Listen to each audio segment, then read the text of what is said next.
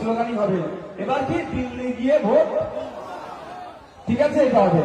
তার আগে একটা কথা বলবো, নবান্ন চোর চোর চোর চোর চোর চোর চোর চোর চোর চোর চোর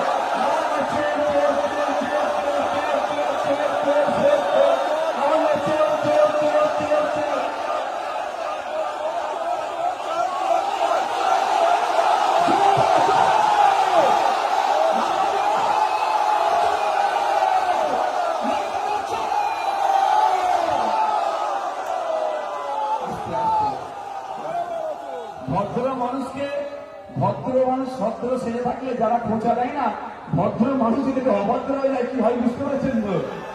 এবার আসুন, ওয়াকাফ চলে গিয়ে বলে দিন